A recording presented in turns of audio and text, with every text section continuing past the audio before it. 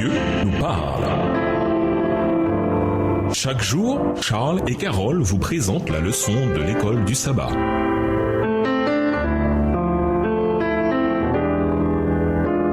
Bienvenue à votre émission Dieu nous parle. Nous la leçon de vendredi pour aller plus loin. La Bible contient d'innombrables appels de Dieu adressés aux pécheurs. Comparons les textes suivants. Somme 95, versets 7 et 8, Ésaïe 55, les versets 1, 2, 6 et 7, Luc 15, versets 3 à 7 et Luc 19, verset 10. Psaume 95, les versets 7 et 8. Car il est notre Dieu et nous sommes le peuple de son pâturage, le troupeau que sa main conduit. Oh, si vous pouviez écouter aujourd'hui sa voix. N'endurcissez pas votre cœur comme à Mériba, comme à la journée de Massa dans le désert. Ésaïe 55, 1, 2, 6 et 7. Vous tous qui avez soif, venez aux eaux, même celui qui n'a pas d'argent. Venez acheter et manger. Venez acheter du vin et du lait, sans argent, sans rien payer. Pourquoi pesez-vous de l'argent pour ceux qui ne nourrissent pas? Pourquoi travaillez-vous pour ceux qui ne rassasient pas? Écoutez-moi donc, et vous mangerez ce qui est bon, et votre âme se délectera de mets succulents. Verset 6. Cherchez l'Éternel pendant qu'il se trouve, invoquez-le tandis qu'il est prêt. Que le méchant abandonne sa voie et l'homme d'iniquité ses pensées, qu'il retourne à l'Éternel qui aura pitié de lui. À notre Dieu qui ne se lasse pas de pardonner. Luc 15, les versets 3 à 7.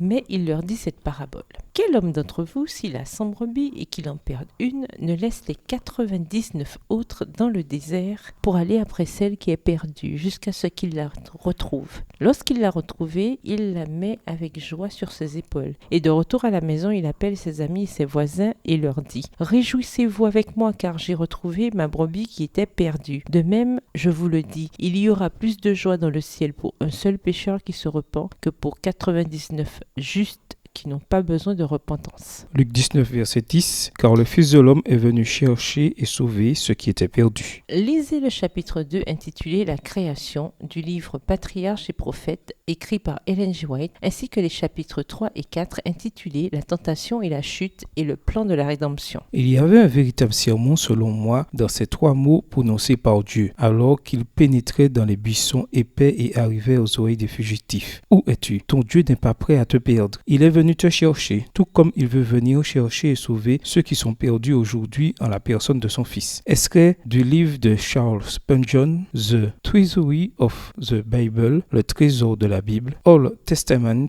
Ancien Testament, volume 1, page 11. À méditer, parce que notre Dieu, si bon et si attentionné, vient à la rencontre de l'humanité. Comment pouvons-nous répondre à cette expression d'amour du Père et de Jésus-Christ, même aujourd'hui? Quelle réponse le Seigneur attend-il de notre part? Comparez l'image biblique de l'humanité qui est tombée d'un lieu élevé dans la création de Dieu et qui a besoin d'être rachetée avec la théorie évolutionniste du développement. Laquelle offre le plus d'espoir et pourquoi? Dans quelle mesure les relations d'amour sont-elles essentielles au bonheur de l'homme? Pourquoi est-il nécessaire de vivre une relation authentique avec Dieu pour pouvoir établir de telles relations? Discutez de l'influence de relations humaines saines sur les personnes dans les relations parents-enfants, amis-amis, mari-femme, employeur-employé, etc. Résumé, Dieu nous a créés à son image afin que nous puissions vivre une relation d'amour avec lui. Bien que l'irruption du péché dans le monde ait brisé cette relation, Dieu cherche à la restaurer par le plan de la rédemption. En tant que créatures qui dépendons de lui, notre vie ne prend son véritable sens que lorsque nous vivons en communion avec notre Créateur. Au revoir. Et à demain si Dieu veut.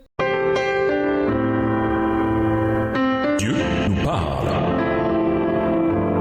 Chaque jour, Charles et Carole vous présentent la leçon de l'école du sabbat.